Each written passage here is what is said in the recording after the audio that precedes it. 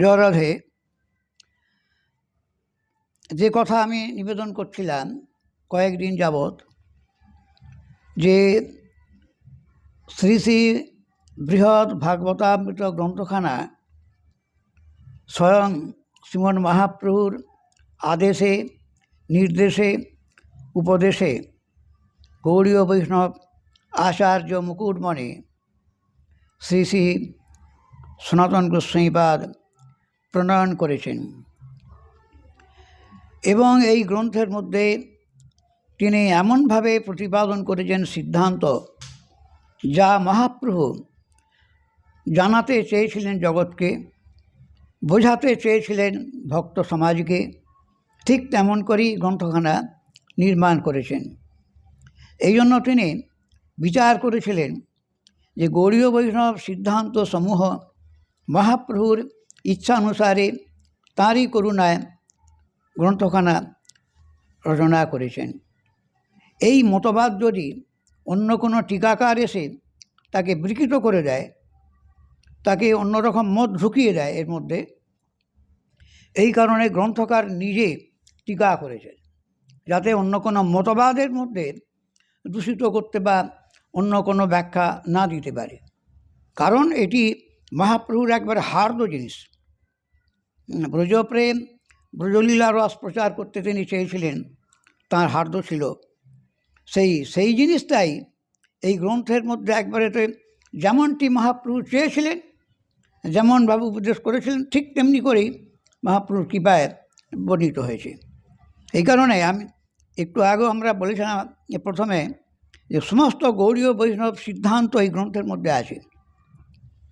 গৌড়ীয় বৈষ্ণবগণের উপাস্য হার্দ কি, সে কথা আমি একদিন নিবেদন করেছিলাম।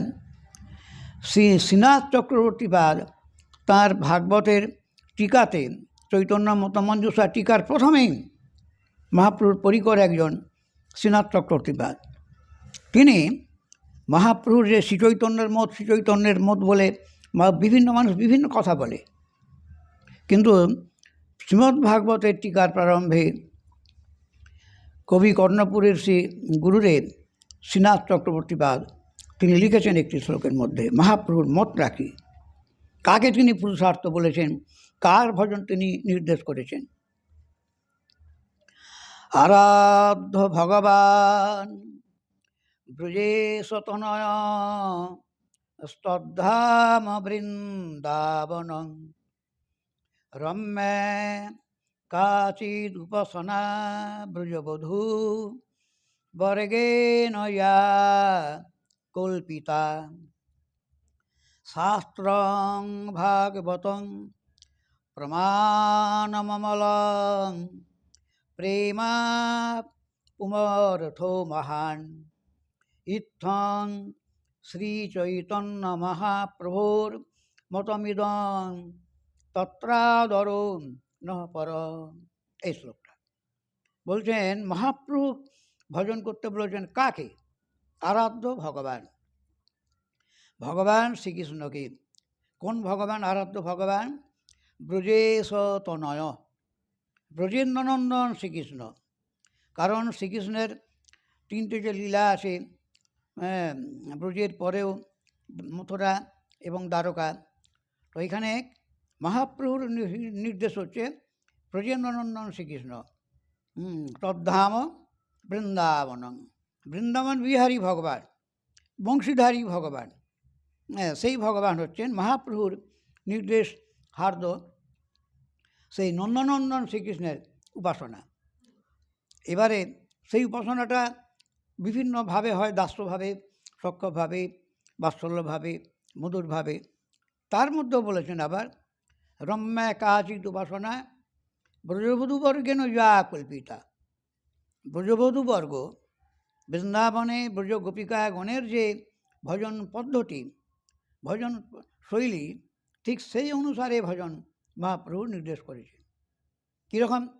যেমন সেই ভাগবতে প্রমাণ, এর প্রমাণ কি?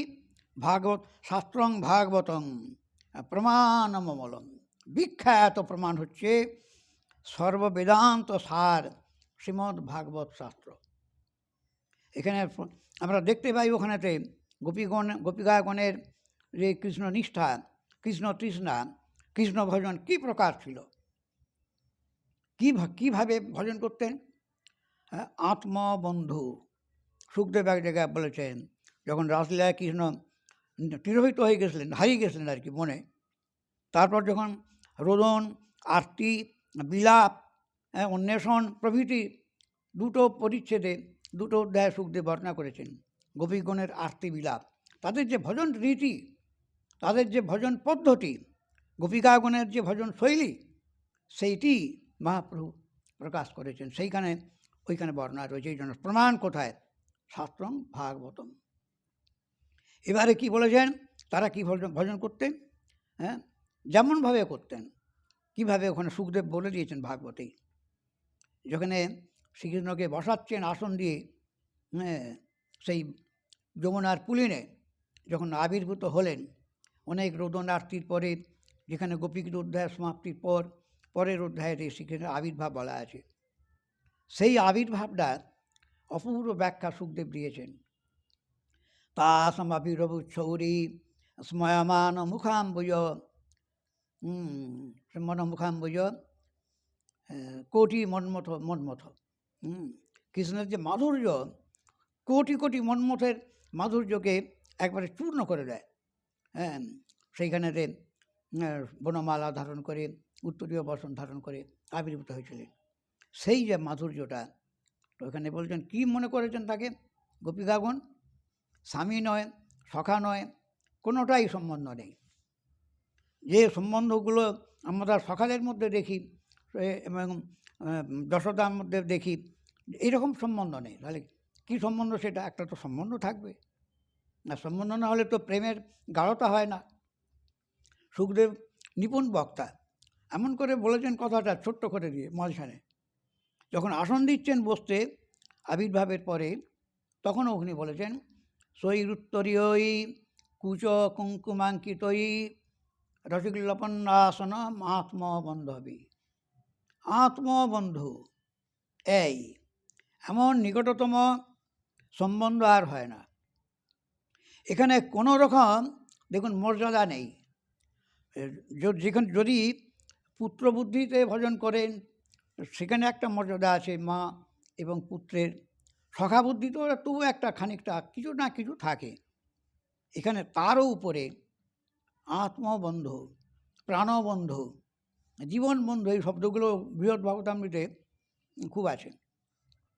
তো এই যে সম্পর্কটা নিবিড়তম, সেই যে পরমেশ্বর পরমারাধ্য, যিনি সকলের ঈশ্বর, পরমেশ্বর, যার ঐশ্বর্যের কোনো অন্ত নেই, অসমর্ধ মাধুর্য, অসমর্ধ ঐশ্বর্য, অসমর্ধ কারুণ্য কৃষ্ণ স্বরূপের মধ্যে প্রকাশ হয়েছে বৃন্দাবনে। সেই কৃষ্ণ হচ্ছেন মহাপ্রভু। বলছেন উনি হলেন আরাধ্য ভগবান এবং ব্রজগোপীগণের মতো অনুরাগী।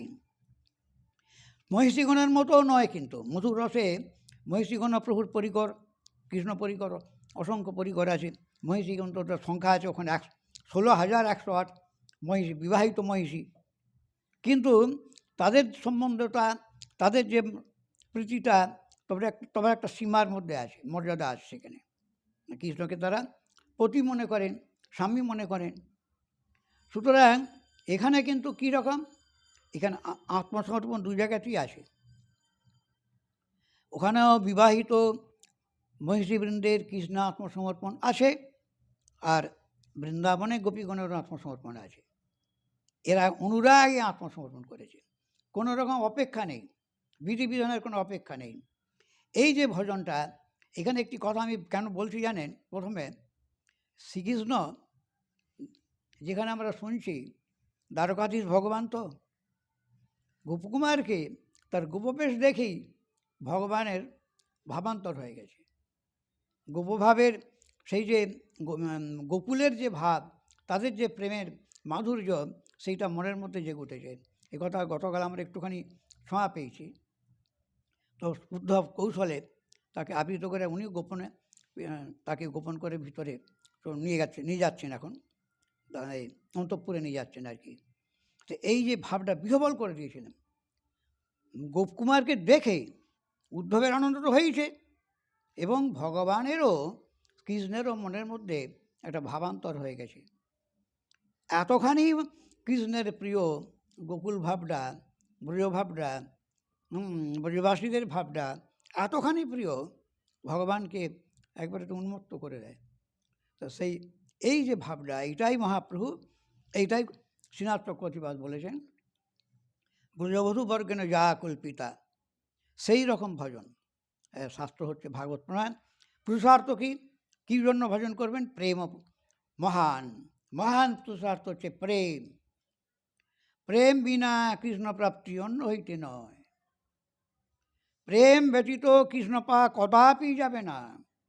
এবং সেই জাতীয় প্রেম, ব্রজবাসীদের যে প্রেম, ব্রজগোপীদের যে প্রেম, সবার উপরে এই সিদ্ধান্ত ভাগবতে প্রতিপাদিত হয়েছে, আর তারই উপরে এই গ্রন্থটা নির্মিত হয়েছে। ভাগবত সিদ্ধান্তের উপরে এই বৃহৎ ভাগবতামৃত। আমরা এখন যে কথা আলোচনা হচ্ছে, আমাদের যে প্রসঙ্গ আলোচনা হচ্ছে, গোপকুমার, এখন আমি সেই প্রসঙ্গে আসছি। এখন গোপকুমার পৌঁছে গেছেন দ্বারকায়, ভগবত দর্শন, শ্রীকৃষ্ণকে দর্শন করেছেন, এবং দূর থেকে দর্শন করার পরেতে কীরকম মূর্ছিত হয়ে গেছিলেন দর্শনেতে। তারপরে শ্রীকৃষ্ণ সেই মূর্ছিত গোপকুমারকে দেখার সঙ্গে সঙ্গে ব্যাকুল হয়ে পড়েছেন, শীঘ্রই আমার কাছে নিয়ে আসো। এবার উদ্ধব নিয়ে এসেছেন। তো নিয়ে আসার পরেতে সেখানেতে তিনি বলছেন, সেই সময় কী দেখলাম, তারপরেতেই তং শ্রী যশোদা অখিল গোপ সুন্দরী, হ্যাঁ এইখানেই তো বলছিলাম, কোথায় রে, ও এই শ্লোকটা হচ্ছিল মানে।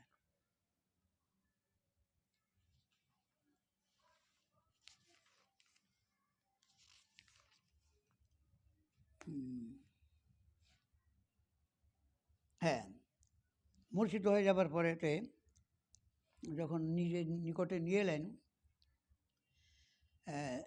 চিরাদভিষ্টং নিজ জীবিতেশং তথা বিলভ্য প্রমোদাব্ধি মগ্ন কিমচরানি প্রমোদানি ব্যাকিম ইতি স্ম জানামিন কিঞ্চনাহম। আনন্দে মূর্ছিত হয়ে গেছিলেন। আমরা গতকাল সেখানে শুনছিলাম, দীর্ঘকাল ধরে যাকে দেখতে ইচ্ছা করছিলেন, সেই নিজ জীবিতের সঙ্গে, এইটাই কালকে পাঠ করেছিলাম লাস্ট শ্লোকটা, 20 এইটাই, এবার 21 হবে আর কি। তখন সেই সময়তে আমার মানে আনন্দের সমুদ্রে এমনই আমার ভাব হয়ে গেছে যে আমার কি করা উচিত, কি বলা উচিত, কিছুই আমি বুঝতে পারিনি। ন জানামি কিঞ্চনাহম। তখন বহির্নি শরত যদুত্তমান সম্মান্য তাম্বুল বিলেপনাদিভি বিধৃত্বা মাং দক্ষিণপাণিনাঞ্জল রামোদ্ধবাভ্যাম আপিসং পুরান্তরম। তারপরে ভগবান শ্রীকৃষ্ণ তারপরে বলছেন, তদনন্তর আর কি, তারপরেই শ্রী ভগবান, মানে অনুবাদটা পড়ে নিচ্ছি আমি প্রথমে। অন্তঃপুর প্রবেশকালে বহি নিঃসরণমুখ শ্রেষ্ঠ সভাসদ যাদব, এটা কোন চশমাটারি, যাদবদিগের প্রত্যেককে, যাদব বিশেষের প্রত্যেককে তাম্বুল বিলোপনাদি দ্বারা সম্মানিত করে হস্তের দ্বারা আমাকে অঞ্জলিবদ্ধ ধারণপূর্বক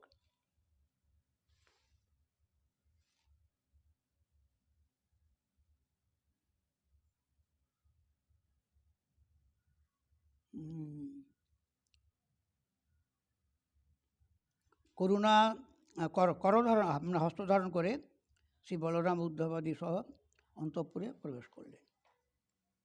এখানেতে কুমারের দর্শন হয়েছিল সভাতে। শ্রীকৃষ্ণ তখন রাজসভাতে বসেছিলেন। সেই রাজসভাতে সেখানে উগ্রসেন এবং অন্যান্য যাদবাদী উদ্ধব, বলদেব সকলেই ছিলেন। এখন এইবার গোপকুমারের দর্শনের পর একটা ভাবান্তর হয়ে তখন সেখানেতে গোপকুমারের তো বাঁশিটা নিয়ে নিয়েছে আগেই, এবার তাকে নিয়ে যাচ্ছেন অন্তঃপুরে। সকলকে বিদায় দিয়েছেন সম্মান করে। কিভাবে? তাম্বুল বিলোপন দ্বারাতে সকলকে তাম্বুল দিয়েছেন। এটা বিদায়ের একটা আমাদের মানে নিয়ম বা পদ্ধতি, শৈলী। হ্যাঁ, তাম্বুল অর্পণ করে, তাম্বুল প্রভৃতি দিয়ে এখন সম্মানিত করে। আর দক্ষিণ হস্তের দ্বারাতে গোপকুমারের হাত ধরে ভগবান এখন বলরাম উদ্ধবের সঙ্গে অন্তঃপুরে প্রবেশ করলেন। এই শ্লোকে বলা হয়েছে। সেখানে বলছেন যে মা মঞ্জলু ভক্ত সঙ্গত স্তয়র্ব দক্ষিণ পাণিনা বিধিত্ব গাঢ়ং ধৃত্বা শ্রীরামেণ উদ্ধবেন চ সহ পুরস্ব অন্তরং মধ্যম প্রবিশত। আমাকে এতই প্রীতি করে, যেন বহুদিনের চেনাশোনা আর কি, আমার হাত ধরে শেষ আমাকে ভিতরে সকলের সঙ্গে ভিতরে আমাকে নিয়ে গেলেন। শ্বশ্রুং পুরোহিত, কী ব্যাপারে পড়তে পারছি না কেন? ওই চশমাটা নিয়ে এসো তো, এটা হবে না রে,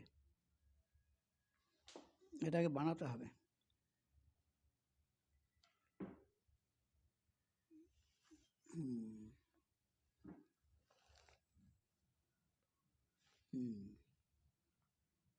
ঠিক আছে। শ্বশ্রুং পুরস্কৃত সরোহিণিকাং শ্রীদেবকীং শাস্ত্রশতোত্তরাণি প্রভুং সহস্রান্নত ষোড়শ অগ্রভ্য সভৃত্য প্রমোদা মহিষব।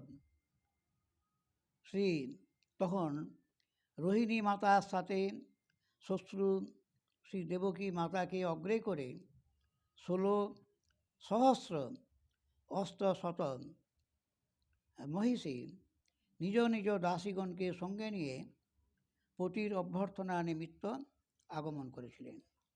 যখন শ্রীকৃষ্ণ অন্তঃপুরে প্রবেশ করছেন, সেই সময়তে কৃষ্ণের যেসব মহিষীবৃন্দ ছিল, 16,108 মহিষীর কথা ভাগবতে বলা হয়েছে, এখানেও তাই বলছেন। সেই সব মহিষীবৃন্দ স্বামী আসছেন অন্তঃপুর সভা থেকে। তখন যে শাশুড়ি মা দেবকী দেবীকে অগ্রে সামনে নিয়ে আর সব মহিষীরা কৃষ্ণকে অন্তঃপুরে নিয়ে যাবার জন্য ওরা সব এগিয়ে এসে সম্বর্ধনা করছেন আর কি, অভ্যর্থনার জন্য সামনে আগমন করলেন। রুক্মিণী এর মধ্যে প্রধানা হচ্ছে, কয়েকজনের নাম বলছেন। রুক্মিণী সত্যভামাসা দেবী জাম্ববতী তথা কালিন্দী মিত্রবৃন্দা চ সত্যা ভদ্রা চ লক্ষ্মণা। এখানেতে রুক্মিণী, সত্যভামা দেবী, জাম্ববতী তথা কালিন্দী মিত্রবৃন্দা, সত্যা ভদ্রা ও লক্ষ্মণা, এই যে অষ্টপ্রধান মহিষী। কৃষ্ণের এই যে 16,108 মহিষী, এদের মধ্যে 8 জন ছিলেন প্রধানা। এর মধ্যে রুক্মিণী সবার প্রিয়, তারপরে সত্যভামা। দুইজনের মধ্যেই সবচেয়ে প্রিয়তমতা কৃষ্ণের প্রতি বেশি ছিল, কৃষ্ণেরও ছিল। এদের বৈশিষ্ট্য পরে আলোচনা হয়েছে অনেক গ্রন্থে। তো এই হলো প্রধানা মহিষীদের একটা হিসাব দিচ্ছেন, পরিচয় দিচ্ছেন। অন্যাংশ রোহিণী মুখ্যে তস্যৈব উচিতত্বাং গতা সর্বপ্রকারেণ তুল্যদাসী গণার্চিতা। এবং আর রোহিণী যেসব প্রধান মুখ্য ছিল, মানে নরকাসুরকে ভগবান শ্রীকৃষ্ণ বধ করে সেখানেতে 16,100 রাজকন্যা বন্দী ছিল, প্রকট লীলায় দেখানো হয়েছে এটা। আর সেই নরকাসুরকে বধ করে 16,100 মহিষীকে তিনি দ্বারকায় নিয়ে এসে বিবাহ করেন। তো 16,100 আর 8, 16,108 হয়েছে কৃষ্ণের মহিষীদের সংখ্যা। এখানে একটা কথা এখানে বলছেন যে ভৌম গৃহাদ আহিতানাং কন্যানাং মধ্যে প্রধানা যা রোহিণীটি, যতগুলি এই 16,100 যে রাজকন্যাকে এনেছিলেন তাদের মধ্যে প্রধানা ছিলেন রোহিণী। ওখানে রোহিণী একটা নাম আছে, যেমন বলরামের জননী রোহিণী আমাদের বৃন্দাবনে, হ্যাঁ, সেখানে কিন্তু ওর মধ্যে এই 16,100 কন্যার মধ্যে একজনের নাম ছিল রোহিণী। তার সম্বন্ধে ভাগবতে বলাও রয়েছে, হ্যাঁ, যার সংজ্ঞাং তদুক্তম শ্রী সুকেন রুক্মিণাদি অস্ত্র মহিষী তন কথনানন্তরম, মানে রুক্মিণী আদি মহিষীগণের পুত্রগণের বিবরণ দিয়েছে। প্রত্যেকের 10টা করে পুত্র, সব সমান সমান, কেউ ঝগড়া করতে পারবে না, সবার 10টা করে সন্তান। এখানে বলছেন, তারপরে বলেছেন এই রোহিণীর কথা। দীপ্তিমাং স্তম্র স্তপ্তাধ্যায় রোহিণ্যা স্তনায়া হরি, এই শব্দে জানানো হয়েছে। পুত্রগণের কৃষ্ণের পুত্রগণের হিসাব দেবার সময়তে মহিষীবৃন্দের পুত্রগণের সেই সময় রোহিণীর নাম বলে তার পুত্রদের নাম বললেন। দীপ্তিমান একজন, তাম্রতপ্ত একজন, এরকম অনেক নাম প্রকরণের বর্ণনা আছে ভাগবতে। 16,108 মহিষী, প্রত্যেকের 10টা করে পুত্র হয়েছে। আর বলো দিন, গণনা করে দেখো দিন কতটা হবে, সেই দিয়েছেন একটা হিসাব। তাই বলছেন কৃষ্ণ ইতি অপেক্ষামত তস্যাইতে সর্বাস্তা শ্রী রুক্মিণাদ্যা সর্বেণ প্রকারেণ তস্য ভগবত এব উচিতাং যোগ্যতাং প্রাপ্তা তথা জাতিকসু ভগবান সর্বত অধিক উৎকর্ষ পূর্ণতা অপি তাদিশ এব সর্বত অধিক পরিপূর্ণ ইত্যর্থ। এখানে যতগুলো মহিষী ছিলেন সবারই উৎকর্ষতাপূর্ণ, এখানে এরা সব মহালক্ষ্মী। এখানে প্রকটলীলা আমরা দেখছি রাজকন্যা, কিন্তু মহিষীবৃন্দ এই তত্ত্ব আছে। শ্রী রাধারানীর মহিমা বলতে গিয়ে কবিরাজ গোস্বামীপাদ বর্ণনা দিয়েছেন, যত কৃষ্ণের গুণ আছে, মানে প্রেয়সী আছে, সমস্ত প্রেয়সী গণের উৎপত্তি হচ্ছে কোথায়? তাদের প্রকাশ হচ্ছে রাধারানী থেকে। কায়বিহ প্রকাশ হচ্ছে ব্রজের গোপিকাবৃন্দ, সব রাধারানী থেকে প্রকাশ, 3 গণের প্রকাশ। পুরে হচ্ছে মহিষীবৃন্দ, তারপরে লক্ষ্মীগণ, আর ব্রজে হচ্ছে গোপীগণ। এই যে 3টে গুণ আছে কৃষ্ণের প্রেয়সী। এখানে যেমন কৃষ্ণের প্রকাশ হয়েছে দ্বারকাতে, ব্রজেন্দ্রনন্দন কৃষ্ণেরই প্রকাশ দ্বারকায়, সেমনি তার এখানে মহিষীবৃন্দ, তার রাধারানীর এখানে একটা প্রকাশ হয়েছে বিভূতি। তারপরে যেমন কৃষ্ণের বিলাসমূর্তি নারায়ণ প্রকাশ হয়েছে সমস্ত অনন্ত বৈকুণ্ঠে, ঠিক এইখানেতে রাধারানীরই ওই সেই বিলাসমূর্তি রূপে অনন্ত নারায়ণের সামনে অনন্ত লক্ষ্মীগণের প্রকাশ হয়েছে। এটা হলো তাত্ত্বিক বিচার। তত্ত্বের দৃষ্টিতে এদের কারোই মা বাবা নেই, এরা সব রাধারানী থেকে প্রকাশ হয়েছে। এই জিনিসটা কবিরাজ গোস্বামীপাদ বর্ণনা দিয়েছেন। এই জন্য বলছেন এরা সবাই কিন্তু কৃষ্ণের সমান, রূপ গুণে কেউ ন্যূন নয়। যে কৃষ্ণ ভগবান, এরা সব পৃথিবীর মানবী, এরকম কেউ নয়। এদের যে রূপগুণ মহালক্ষ্মী স্বরূপা সব মহিষীবৃন্দ। তাই ভগবানেরই সমান, ভগবান যেমন তার সর্বোৎকর্ষে পরিপূর্ণ ভগবান, সর্বগুণান্বিত ভগবান, ঠিক মহিষীবৃন্দ। এখানে এইটা জানাবার উদ্দেশ্য হচ্ছে ভগবানের সেবা করছেন এনারা কেমন। এনারা এই যে দেবী দুর্গা আদি যত আমার দেবী আছে, সবার উপরে মহিষীবৃন্দ, আর সবার উপরে এদের উপরে আবার গোপিকাবৃন্দ রয়েছে। সুতরাং ভগবানের যে স্বরূপটা, তার শক্তিবর্গ এইরকমই। এই জন্য বলছেন যে ভগবত তস্য ভগবত এব উচিততাং যোগ্যতাং প্রাপ্তা। সব এই কথাটা আমাদের প্রত্যেকের মনে রাখতে হবে। এই হলো তুল্যই নিজ নিজ রূপ দাসী, দাসীগণ এবারে তাদেরও পরিচয় দিচ্ছেন দাসী মানে সাধারণ রমণী না, মহিষীবৃন্দের যারা দাসী তারাও মহিষীবৃন্দের সমান তুল্য রূপগুণের দ্বারাতে উৎকর্ষান্বিত। এরা কেউই প্রাকৃত জগতের কোনো এই মানবী নয়, সব দিব্য দিব্য জগতের দিব্য সুন্দরী সব। এইভাবে শ্রীকৃষ্ণের মহিষীবৃন্দের একটা পরিচয় দেওয়া হলো। তারপরে বলছেন যে তাভ্যাম অমুভিশ্চ সলজ্জমাবৃত কুমার বর্গৈরপি শোভিত বিশদ প্রসাদমাত্মীয় অথা আসনোত্তমে নির্নিত্য ভাবং নিঃসাদ হৃষ্টবৎ। এবার এখানে বলছেন যে এইরূপে মাতৃবর্গ সলজ্জ মহিষী বর্গ ভগবান যে অন্তঃপুরে প্রবেশ করছেন সকলে পরিবেষ্টিত হয়ে, মানে সগণে পরিবেষ্টিত হয়ে অন্তঃপুরে প্রবেশ করে সিংহাসনে বসেছিলেন, সেই কথাটা বলছেন। তাদের মধ্যে মাতৃবর্গ ছিলেন, এই বসুদেবের অনেকগুলি স্ত্রী ছিল, নবস্কন্ধে বর্ণনা আছে এগুলো। মাতৃবর্গ, সলজ্জ মহিষী বর্গ এবং মহিষীগণের সমস্ত পুত্র কুমার বর্গ কর্তৃক পরিশোভিত হয়ে ভগবান নিজ প্রাসাদের মধ্যে প্রবেশ করলেন।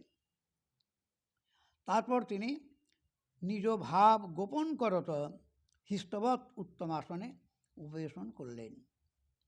গোপন করেছেন কারণ নির্নিত্য ভাবং, এই যে ভাবান্তর হয়েছিল গোপকুমারকে দেখে, সেই ভাবটাকে মহিষীবৃন্দের কাছে, দেবকী প্রভৃতি জননীদের কাছে গোপন করার জন্য, গোপন করে বাইরে হৃষ্টবৎ, এই জন্য হৃষ্ট বলা হয়নি, বৎ শব্দ আছে এখানে। কেন না, প্রকৃতপক্ষে তার অন্তরের মধ্যে একটা ব্যাকুলতা ছিলই, সেই ব্যাকুলতাটাকে জানতে দেননি, বাইরে আনন্দের মতো প্রকাশ করেছিলেন।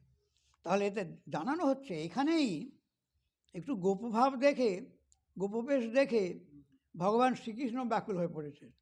তাহলে গোপীদের এবং ব্রজবাসীদের যে ভাব, সেখানে তাহলে কেমন ভগবানের আনন্দ হয়, কেমন উৎকর্ষতা হয়, এইটাই তো প্রতিপাদন করছেন।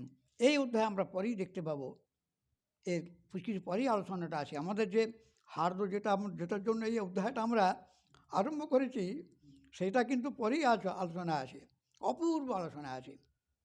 ব্রজগোপীদের ভাব, ব্রজবাসীদের ভাবটা কোনো মানুষই জানে না, পণ্ডিতরাই জানে না। এখানে একটু শুনলে বুঝতে পারবেন, একটু পরে আলোচনা হবে। অতর্ক অলৌকিক ভাব তাদের, অথচ দেখতে মানুষের মতো নরাকৃতি ভগবান, নরাকৃতি ব্রজবাসী, কিন্তু তাদের যে ভাব একটা ক্ষণ অদর্শনেতে মূর্ছিত হয়ে যায়, এটা আমরা কোনোদিন বুঝতে পারবো? আমরা সারা জীবনই দেখিনি, কোনো উৎকণ্ঠা নেই, সারা জীবনই তো দেখিনি। কখনো মনে হয়েছে কি যে এতদিন ধরে নাম জপ করছি, এতদিন ধরে পুজো করছি, এতদিন ধরে পাঠ করছি, এতদিন ধরে শুনছি, কেমন সে ভগবান তুমি একবার দেখাও না। ওই ভগবানের কাছে এরকম আকুলি বিকুলি নিয়ে কোনোদিন প্রার্থনা করেছি আমরা? কজন করেছি? যারা করে তো করা, উচ্চকোটি সাধু, তারা এই প্রার্থনাই নিয়ে থাকেন। একটুখানি একটু ছোঁয়া দাও তুমি। তারা সারা জীবন এই প্রার্থনা করে যাচ্ছে, এই উৎকণ্ঠা নিয়ে, ব্যাকুলতা নিয়ে। এটাই তো ভজন নাকি না? প্রাপ্তিটা কিন্তু উৎকণ্ঠা দ্বারাই হবে। তুমি যে নাম জপ করছো, পাঠ করছো, কীর্তন করছো, পূজা অর্চনা করছো, নিয়ম পালন করছো, বৈরাগ্য করছো, এটা কী জন্য? ভগবানের প্রতি উৎকণ্ঠা বাড়াবার জন্য, উৎকণ্ঠা তৈরি করার জন্য। এই গ্রন্থের মধ্যে সনাতন গোস্বামী লিখেছেন, শ্রীপাদ গ্রন্থকার, তিনি লিখেছেন কখন পাবেন ভগবানকে। আপনি 3 লক্ষ নাম করুন, 1 লক্ষ নাম করুন, নিয়ম করুন, নিষ্ঠা করুন, কিন্তু পাবেন কখন? কোন গুণের দ্বারা ভগবানকে পাওয়া যায়? কোন গুণের দ্বারা? তখন বলছেন উৎকণ্ঠা এব ভবতি তৎপ্রাপ্তির হেতু। ভগবানকে পাওয়ার সর্বোত্তম হেতু, কারণ হচ্ছে উৎকণ্ঠা। উৎকণ্ঠাই ভগবৎ প্রাপ্তির হেতু। এখন আমরা কোন দিকে উৎকণ্ঠা আছে আমাদের সে তো আমরা সবাই জানি, ওর তো আর ব্যাখ্যা দরকার নেই। তাই এখানে প্রশ্ন হচ্ছে এদের ভাবটা কীরকম ছিল, সেটা আমরা পরে শুনবো। এখন পরের শ্লোকে বলছেন গোপকুমার, তং শ্রী যশোদা কিল গোপ সুন্দরী গোপ ভবর গৈরিব ভূষিতং তহম পশ্বন সমক্ষং ধৃতবেণুমাত্মন ধেয়ং পুনর্হর্ষ ভরেণ মোহিত। এই দেখুন, এখানেতে গোপকুমারকে দেখে, বাঁশিটা তো নিয়েছিলেন আগেই, গোপকুমারের হাতে একটা বাঁশি ছিল না, ভগবান প্রথমেই যখন উনি আসেন প্রথমেই বাঁশি নেওয়ার কথা বলা হয়েছে, আমাদের আলোচনাতে আছে। এখানে বলছেন সেই দেখতে দেখতে গোপকুমারের ভাব এবং তার যে মনের হার্দ ইচ্ছা অনুসারেতে ভগবান এখন নন্দনন্দন হচ্ছে এখানেতে। আর নন্দনন্দন যশোদা আমাকে কোথায় পাবে, হ্যাঁ গোপীগণকে কোথায় পাবে, সেটা বলছেন যে এখানে তং শ্রী যশোদা কিল গোপ সুন্দরী। যশোদা মানে দেবকী মা, দেবকী মা যশোদা হয়ে গেল, আর সমস্ত মহিষীবৃন্দ তারা গোপসুন্দরী, অখিল গোপসুন্দর, সব গোপী হয়ে গেলেন। আর কুমারগণ যারা সব কৃষ্ণের পুত্রগণ, তারা কি হলো, গোপবালকের ন্যায় হয়েছে, তখন সবাই গোপবালক হয়ে গেল। আর স্বয়ং দ্বারকানাথ আমার হস্তস্থিত, এইখানে বলছেন বেণুটা এখানে নিচ্ছেন, এখানে আমার হস্তস্থিত বেণু গ্রহণ করে আমার ধেয় শ্রী মদন গোপাল বেশরূপে গোকুলের ভাব গ্রহণ করেছেন। আমার এই ধেয় স্বরূপ দর্শন করে আনন্দ ভরে পুনরায় মূর্ছিত হয়ে গেল। এটাই তো ধ্যান করে আসছে না, এই যে মন্ত্র দেবতা, এই যে 10 অক্ষর গোপাল মন্ত্র, যা বা 18 অক্ষর গোপাল মন্ত্র, ব্রহ্মসংহিতাতে 18 অক্ষর গোপাল মন্ত্রের কথা বলা হয়েছে। শ্রীকৃষ্ণ ব্রহ্মসংহিতাতে এই যে মন্ত্রটা দিয়েছে, কে কোথা থেকে আসছে, এই যে ও দিয়ে দিল।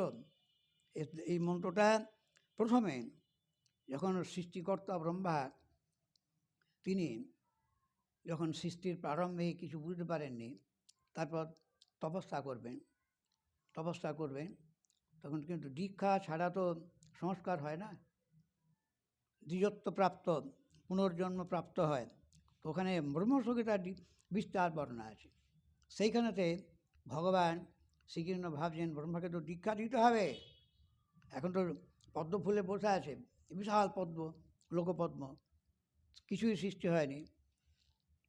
ভগবান শ্রীকৃষ্ণ গোলক বৃন্দাবন থেকে বংশীধ্বনি যোগে ব্রহ্মাকে এই দীক্ষা মন্ত্র দিয়েছিলেন, দীক্ষা দিয়েছিলেন। 18 অক্ষর, ওখানে বলা হয়েছে 18 অক্ষরে গোপাল মন্ত্র, কৃষ্ণ মন্ত্র ব্রহ্মাকে ভগবান দিয়েছিলেন। সেই মন্ত্রটাই তিনি দেবর্ষি নারদ, ব্যাসদেব ইত্যাদি আমাদের ঋষি পরম্পরায়, এই ভক্ত সাধু পরম্পরাতে আমরা এখন পৃথিবীতে পেয়েছি। এর আসল কর্তা হচ্ছে গোপাল শ্রীকৃষ্ণ। সেই মন্ত্র দেবতা এখন এই যে গোপকুমার, সে গোপকুমার কৃষ্ণ মন্ত্র তো পেয়েছেন, তো বংশীধারী কৃষ্ণ, ব্রজবিহারী কৃষ্ণ, গোপীলম্পট কৃষ্ণ, সেই কৃষ্ণকে ধ্যান করে আসছে দীর্ঘকাল ধরে, এবং মাঝে মাঝে এক ঝলক মাঝে মাঝে দেখাও দিয়েছেন জপের সময়, কোনো সময় ধ্যানেতে। তা সেই জন্য গোপকুমারের এই যে হার্দ দর্শনটা, এখানে দ্বারকানাথকে দেখে আনন্দ হয়েছে, কারণ কৃষ্ণই তো, কিন্তু তথাপি এটাই বলছে এখানেতে যে দীর্ঘদিন ধরে ধৃত বেণুন্মাত্মন ধেয়ং পুনর্হর্ষ ভরেণ মহির, আমি যে অনেক দিন থেকে যে প্রশ্ন করে আসছিলাম, সেটা দর্শন করে আমার একেবারেতে সেইটা এখন বলছেন। আমি কিন্তু সেই সময়ে দেখলাম কি, শ্রী দেবকী যশোদা রূপিণী হয়েছেন, মহিষীগণ গোপসুন্দরী ও কুমারগণ গোপবালকের ন্যায় হয়েছেন। আর স্বয়ং দ্বারকানাথ দ্বারকানাথই আমার হস্তস্থিত বেণু গ্রহণ করে আমার দেহ শ্রী মদন গোপাল বেশে গোকুলের ভাব গ্রহণ করেছেন। আমি এই দেহস্বরূপ দর্শন করে আনন্দ ভরে পুনরায় মূর্ছিত হয়ে গেলাম। আনন্দের প্রাচুর্যটা এমন, আমরা তো শুধু বলছি আমরা কিছু বুঝতে পারিনি। আনন্দের মূর্তি একটা, শ্রীকৃষ্ণ হচ্ছেন আনন্দের মূর্তি। তাঁর ধ্যান, তাঁর জপ, তাঁর পূজা, তাঁর সেবা আনন্দ হওয়ার কথা, কিন্তু বৈষয়িক ভাবেতে বিষয়ের দ্বারাতে আচ্ছাদিত হওয়ার জন্য সেটা পায়নি, আলাদা কথা। এইখানে গোপকুমার বলছেন দীর্ঘকাল ধরে যে ধ্যান করে করে আসছিলাম, সেই স্বরূপটাই দেখে পুনরায় হর্ষ ভরেন মহির, মানে একবারে আনন্দের উচ্ছ্বাসে আমি পুনরায় মূর্ছিত হয়ে গেলাম। কৃপাভর ব্যগ্রমনা সসম্ভ্রমং স্বয়ং সমুত্থায় সনন্দনন্দন করাম্বুজ স্পর্শ বলেন মে করত প্রবোধ প্রবোধ অঙ্গানি মুহুর্বিমার্জয়ন। ভগবান দেখুন বলছেন কৃপাভর ব্যগ্রমনা, আমি যে মূর্ছিত হয়ে গেছি, ভগবান একবারেতে ব্যগ্র হয়ে করুণায় বিগলিত হয়ে আমার স্বয়ং সমুত্থায় আমাকে হাত ধরে তুললেন। সেই শ্রী নন্দনন্দন, এখানে নন্দনন্দনের কথা বলছে, দ্বারকানাথ বলেনি, যে রূপটা ধরেছে সেই রূপ নন্দনন্দন। কৃপাভরে ব্যগ্র হয়ে স্বয়ং সসম্ভ্রমে উত্থান করে স্বীয় করকমলের দ্বারাতে বারবার আমার গাত্র মার্জন করতে করতে আমাকে প্রবোধ দিতে লাগলেন। গাত্র মার্জন করছেন, অঙ্গ সঞ্চালন করছেন, মাথায় হাত দিয়ে বুলোচ্ছেন, এইভাবেতে করস্পর্শ। এই কর কেমন কর? আনন্দের মূর্তি ভগবান, তার হাতটা কেমন হবে? যেমন ক্ষীরের পুতুল যদি হয়, সবটাই তো ক্ষীরের পুতুল। এই ভগবানের অভয় করকমল যখন ব্রহ্মা এই প্রহ্লাদ যখন পেয়েছিলেন নৃসিংহদেবের করকমলের স্পর্শ, সেইখানে বলেছেন সমস্ত অশুভ নাশ হয়ে গেল। যখনই সেই নৃসিংহদেবের চরিত্রে আছে আর কি, যখন প্রহ্লাদ নৃসিংহদেবের চরণে প্রণাম করেছেন, ক্রোধ কেউ তো শান্ত করতে পারেননি, প্রহ্লাদের কোনো ভয়ও নেই, কেউ নিকটে যেতেই পারে না, ক্রোধ শান্ত করবে কি? দূর থেকে স্তবস্তুতি করেছেন, কিছু হয়নি। তখন নিকটে গিয়ে যখন প্রহ্লাদ প্রণাম করেছিলেন, সপাদমূলি পতিদং তমর্ভকং বিলোক্য দেব কৃপয়া পরিপ্লুত উত্থাপ্য তচ্ছিন্ন দদাত করাম্বুজং। তখন প্রহ্লাদকে দেখা মাত্রই ভগবান কৃপায় বিগলিত হয়ে গেলেন, সেই ক্রোধ কোথায় তিরোহিত হয়ে গেল। স্নেহেতে, বাৎসল্য রসের স্নেহেতে আপ্লুত হয়ে প্রহ্লাদকে উঠিয়ে তারপরে করকমল মস্তকে স্থাপন করেছিলেন। সেই করকমল কালাহি বিস্তস্ত ধিয়াং করাম্বুজং, কাল সর্প যে করকমলের দূর থেকে দেখলে পালিয়ে যাবে। ভগবানের যে হস্ত, কাল সর্প যে মৃত্যু যম সব পালিয়ে যাবে। অভয় করকমল, অভয় যেমন চরণকমল যেমন অভয়, করকমল তেমনি অভয়। সেই করকমলের স্পর্শ মাত্রই তার সমস্ত অশুভ দূরীভূত হয়ে গেল, দিব্যজ্ঞানের প্রকাশ হয়ে গেল। তাহলে এখানে সেই স্বয়ং ভগবান, এখানে কৃষ্ণ দ্বারকানাথ হলো মাসিয়ে নিয়ে এখন সেই রূপ প্রকাশ করেছেন। তো সেইটা বলছেন যে প্রবোধম অঙ্গানি মুহুর্বিমার্জন, বারবার আমার অঙ্গকে, একবার দুবার নয়, মার্জনা করে আমাকে প্রবোধ দিতে লাগলেন। সে আনন্দটা ধরে রাখতে পারেনি, তো এই জন্য তিনি কৃপা করে সেই বাস্তবিকপক্ষে সে দেহ, আমাদের যে দেহ, এই জন্য রূপসীমার এক জায়গায় লিখেছেন যে সিদ্ধ অবস্থার পরে পরবর্তী অংশে প্রেম ভক্তি লাভের পরে আরও যে সব অবস্থা আছে উনি বিস্তার বর্ণনা সাধক জগতে করেননি। প্রেম পর্যন্তই সিদ্ধ দশা, তারপরের যেসব অবস্থা আছে সেটা এই জগতে সাধক দেহেতে প্রকাশ হয় না। এটা জড় দেহ কি না? সেই যে প্রকাশটা চিদানন্দময় দেহে প্রেম পর্যন্ত অবস্থাটা সাধক দেহে প্রকাশ হয়। এর পরবর্তী যে সব দশা আছে, প্রেম ক্রমে বাড়ি হয়, স্নেহ, মান, প্রণয়, রাগ, অনুরাগ, ভাব, মহাভাব, সেটা কিন্তু সাধক দেহে হবে না। সেগুলো কিন্তু সেই সিদ্ধদেহ পাওয়ার পর সেখানে উৎকর্ষটা আস্তে আস্তে আস্তে আস্তে, কারণ এই দেহ ধারণ করার ক্ষমতা নেই। সেই আনন্দের প্রাচুর্যটা এই যে আমাদের জড় দেহ, তো এই জড় দেহেতে ধারণ করার সামর্থ্য হয় না। এই প্রেম পর্যন্ত যথেষ্ট। প্রেমানন্দেই তো মূর্ছিত হয়ে যায় না। হ্যাঁ, প্রেমেতেই সে হাবুডুবু খাচ্ছে। যে আনন্দটা কীরকম, প্রেমানন্দের একটা আনন্দের বর্ণনা দিয়েছেন রূপসীবাদ। সেখানে সিন্ধুতে বলেছেন আর কি, ব্রহ্মানন্দ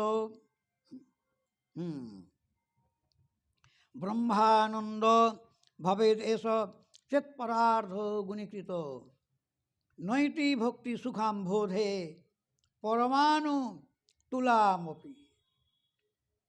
এই যে ভক্তি, শুধু এখানে ভক্তি মানে প্রেম ভক্তি আর কি, সেই প্রেম ভক্তি অমৃতের যে সিন্ধুটা, সেই সিন্ধুর কাছে একটা কোণা, যে কী সেটা প্রাকৃত জগতের কোনো আনন্দের উপমা ওখানে হবে না। যেটা প্রকৃতির সীমার অতীত, অপ্রাকৃত, অনির্বাচ্য ব্রহ্মানন্দ, অপ্রাকৃত, মায়াতীত, অনির্বাচ্য ব্রহ্মানন্দ, সেই ব্রহ্মানন্দ যদি পরার্ধ গুণিত হয়, হ্যাঁ, পরার্ধকাল মানে 50 বৎসর, কল্পবৎসর ব্রহ্মার আয়ু, একটা পরার্ধ, তাকে অর্ধেকটাকে পরার্ধ বলে। দীর্ঘকাল ধরে ব্রহ্মানন্দের পরিমাণ যত জমা করলে যে আনন্দটা হবে, ব্রহ্মানন্দ সেই দীর্ঘকালের অনুভূত ব্রহ্মানন্দটাও একটা কোণা সমান হবে না, তুলায়াম, একটা কোণা হবে না। প্রেমানন্দের আনন্দ, হ্যাঁ, আমরা তো প্রেমানন্দ বলি, এইরকম বিপুল আনন্দ। এই জন্যই বলেছেন মহাপ্রভু, যারে প্রেম ধ্বনিত ধন, এই কোটা নোটের বান্ডিল নিয়ে তোমরা নাচছ এই লৌকিক সুখ নিয়ে, হ্যাঁ, প্রেম ধন যার কাছে আছে সে ধনী। হ্যাঁ, ব্যর্থ জীবন বলেছেন একটা পারাতে, প্রেম ধন বিনা ব্যর্থ দরিদ্র জীবন। তো প্রেমানন্দ, সে আনন্দের প্রাচুর্যটা একেবারে অনির্বাচ্যতম, অনির্বাচ্য ব্রহ্মানন্দ। আর ভজন করে আনন্দ হয় তারও অনির্বাচ্যতর, আর প্রেমানন্দ অনির্বাচ্যতম। গোপকুমার সেই কৃষ্ণের স্পর্শে সনন্দনন্দন, হ্যাঁ, করাম্বুজ স্পর্শ বলেন, তখন আমার যে সব সেই অঙ্গ সম্ভাষণ করতে করতে আমার প্রবোধ দিতে আমাকে আমার সংজ্ঞাটা ফিরিয়ে নিয়ে এলেন।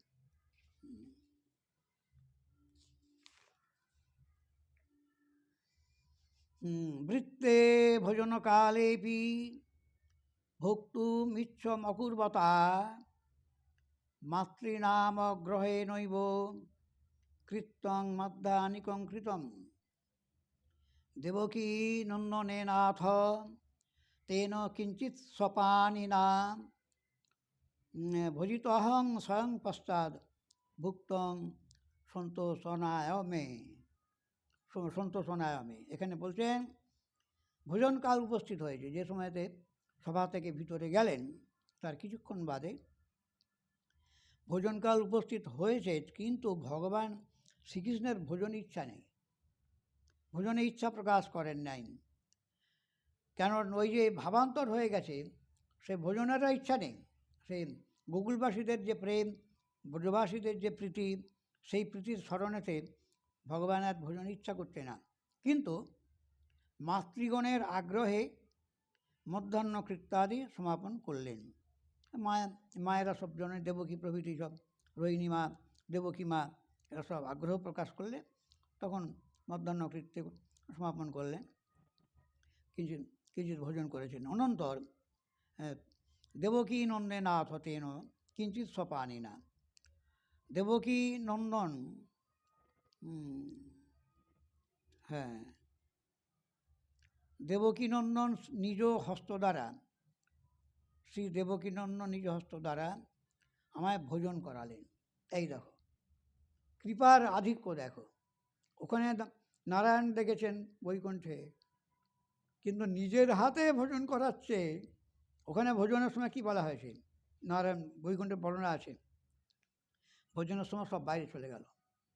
যখন নারায়ণ ভোজন করবে তখন কেবল লক্ষ্মী দেবী থাকে, আর অন্তঃপুরে কেউ থাকে না, সব ভক্তদের বাইরে চলে যেতে হয়। গোপকুমার বললো আমরা সব বাইরে চলে গেলাম। বৈকুণ্ঠে গিয়েছিলেন না, বৈকুণ্ঠ থেকে তো আসছে দ্বারকাতে, তা সেইটা বলছেন। এই জন্যই তো এই নারায়ণ অপেক্ষা কৃষ্ণের করুণা, সৌন্দর্য, ঐশ্বর্য, মাধুর্য, কারুণ্য সবটাই অনেক অনেক গুণে অধিক বেশি বেশি দেখানো হয়েছে। এই উৎকর্ষতা দ্বারাই প্রতিপাদিত হয়েছে এই গ্রন্থে যে কৃষ্ণ তাহলে কী তত্ত্ব। কৃষ্ণ যে ব্রজনন্দন কৃষ্ণ, হ্যাঁ, যশোদানন্দন কৃষ্ণ, নন্দনন্দন কৃষ্ণ, সে কেমন, তার করুণাটা পরে আমরা শুনব। পরবর্তী অংশে যদি মহাপ্রভু কৃপা করেন শুনবো আমরা পরে। এখানেই দেখুন উৎকর্ষটা কত বেশি। বলছেন আমাকে নিজ হস্ত দ্বারা আমাকে ভোজন করালেন, এবং আমার সন্তোষের জন্য পশ্চাৎ তিনি কিঞ্চিত ভোজন করলেন। আমার সন্তোষের জন্য, তার ভোজন করতে ইচ্ছা ছিল না। তাহলে করুণার প্রাচুর্য এখানে দেখাচ্ছেন। কুমারমণ্ডলী মধ্যে নিবেশ্য নিজমগ্রজম পরিবেশয়তা সেন পূর্ববৎ বাল্য লীলয়া। এখানে তো একটি ভাবের কথা বলছেন। তিনি কুমারমণ্ডলীর মধ্যে নিজ অগ্রজ বলরামকে উপবেশন করিয়ে বৃন্দাবনের বাল্যলীলা প্রকটনপূর্বক নিজেই পরিবেশন করতে লাগলেন। এখানেতে বলদেবকে যেমন ব্রজলীলায় হয়েছে, বলদেবকে বসিয়ে সব গোপকুমারকে পরিবেশন করতেন না কৃষ্ণ নিজের হাতে, এখানে তাই তিনি সকলকে বসাইয়ে পরিবেশন করতে লাগলেন শ্রীকৃষ্ণ।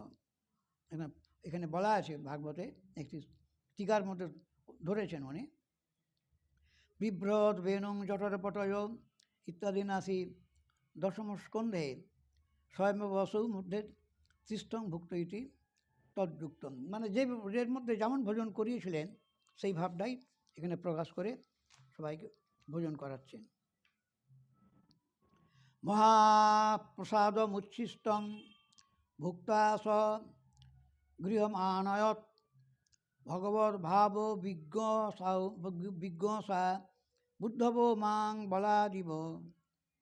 এবার বলছেন ভগবৎ ভাব বিজ্ঞ, সেই গম্ভীর ভাব, উদ্ধব, তিনি ভগবত উচ্ছিষ্টরূপ মহাপ্রসাদ ভোজন করার পর পরম অন্তরঙ্গ জ্ঞানে বলপূর্বক হস্ত ধারণ করে আমাকে নিজ গৃহে নিয়ে গেলেন। ভগবান বিচার করে দেখেছেন গোপকুমারকে আমাদের ওই রাজমহলে নিয়ে গেলে সুখ হবে না। ভগবানের ইচ্ছাটা হচ্ছে কি ভক্ত সুখে থাকবে। আর এই উদ্ধবের ব্রজের সঙ্গে পরিচয় আছে, ব্রজবাসীদের ভাব, ব্রজবাসীদের চরিত্র উদ্ধব ভালো জানে।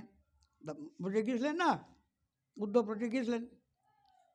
সুতরাং এইটি ভগবান বুঝতে পেরেছেন যে উদ্ধবের কাছে থাকলেই গোপকুমার ভালো থাকবে, আনন্দে থাকবে, সুখে থাকবে। এই জন্য বলছেন ভগবৎ ভাব বিজ্ঞ। ভগবানের ইচ্ছাটা উদ্ধব জানেন, ভগবানের ইচ্ছা সব উদ্ধব জানবে। এদের এমনই অপূর্ব অনুভব আছে। সেই উদ্ধব আমাকে মানে বলপূর্বক আমাকে বুঝতে পেরেছে যে ভগবান এই উদ্ধবকে ওখানে, এই গোপকুমারকে ওখানে নিয়ে গেলে সুখী হবে। আমি তখন ভোজন, এখানেতে উদ্ধব ভোজন করলেন মহাপ্রসাদ উচ্ছিষ্ট। শ্রীকৃষ্ণের ভোজনের পর মহাপ্রসাদ উদ্ধব ভোজন করার পরে ভোজন করলেন, তারপরে আমাকে হাতে ধরে তার গৃহেতে আমাকে নিয়ে গেলেন। তদানীমেব জাতহং সম্যক সঙ্গাং ততখিলম তথা তত্রানুভূতং বিমৃশন মুহুর্নিত্যং সংসদ। এখানে বলছেন আমি সেই সময়তে উদ্ধবের গৃহে যাওয়ার পর সমস্ত ব্যাপারটা একটা বিচার করেছিলাম ওখানে বসে বসে। তখন এখানে তো আনন্দে তো কিছু বুঝতে পারিনি, কৃষ্ণ দর্শনের আনন্দে আমার বিচার শক্তি সব লুপ্ত হয়ে গেছিল। এখন ওখানেতে বলছেন আমি উদ্ধব গৃহে গমন করে সম্যক সংজ্ঞা প্রাপ্ত হলাম, পুরোটা স্বাভাবিক অবস্থাটা আমি প্রাপ্ত হলাম।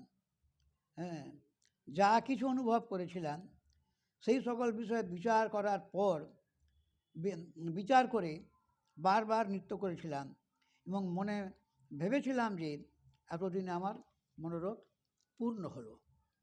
এরপরে কি কি বিচার করেছেন তার বিমর্ষ এখানে একটা কথা পরে আমরা জানতে পারবো। গোপকুমারের এখানেও অতৃপ্তি প্রকাশ পেয়েছিল। এই দ্বারকানাথে দেখলেন বটে, কিন্তু নন্দনন্দন তো তিনি সাক্ষাতে আসেননি। দ্বারকানাথ তিনি আমার মাসি নিয়ে নন্দনন্দন আমাকে দেখিয়েছেন, কিন্তু সেই অতৃপ্তিটা উদ্ধবের গোপকুমারের মধ্যে প্রথম থেকে চলে আসছে। এই জন্য দেখুন একটা কথা, ভোজনে সবসময় তৃপ্ত হবেন। আমাদের প্রপঞ্চ জগতে যা কিছু ভোগ বিলাস আমাদের কাছে আছে, যত তৃপ্ত হবেন তত ভজন উন্নত হবে। আর ভজনে যত অতৃপ্ত হবেন, ভজনে অতৃপ্ত, ভোজনে না, ভজনে যত অতৃপ্তি আসবে আপনার, যে আপনার জীবনে তো কিছু ভজন করতে পারলাম না, ভজনই তো হলো না।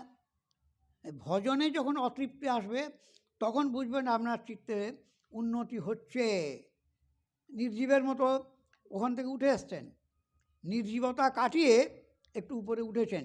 কখনো মনে হবে এটা যখন উঠবেন উপর দিকে তখন অতৃপ্তি বোধ হবে।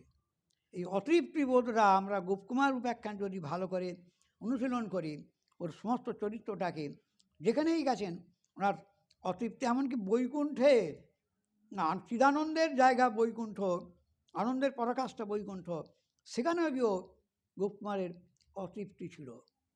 এই অতৃপ্তিটাই পরিপূর্ণতা দেবে, তৃপ্তির পরিপূর্ণতা নিয়ে যাবে কোথায়? চরম সীমাতে, সেটা হলো গোলক বৃন্দাবন। এই জন্য প্রত্যেক সাধককে আমাদের মনে রাখতে হবে যে আমাদের যদি তৃপ্তি থাকে তাহলে তো ভজন মরেই গেছে, তাহলে ভজন আর বেঁচে নেই। অতৃপ্তি থাকবে, অতৃপ্তি মানে অসন্তোষ থাকবে, আমার হলো না, আমি কিছু পেলাম না, আমার কিছুই হলো না, এই যে অতৃপ্তিটা, আমার মন পূর্ণ হলো না, আমার মানবদেহের যে সার্থকতা সেটা হলো না, এতো কোথায় আমার ভজনের এই অতৃপ্তি, এটা হলো অতৃপ্তি। গোপকুমারের সেটা প্রথম থেকে আছে। এরপরেতে গোপকুমারের কী বিচার করলেন এটা একটা শোনার মতো কথা। তিনি এখন তো সংজ্ঞাপ্রাপ্ত হয়ে গেছেন, এই আনন্দেতে কিছু বুঝতে পারেন না, কিছু দর্শন আনন্দে কিছু আনন্দে দুবার মূর্ছিত হয়ে গেছেন। এখন এই বাড়িতে সংজ্ঞাপ্রাপ্ত হয়ে বিচার করেছিলেন। আগামীকাল আমরা প্রভুর কৃপা হলে সেই প্রসঙ্গটা আমরা শ্রবণ করব। জয় শ্রী রাধে, নিতাই গৌর হরি বল, জয়।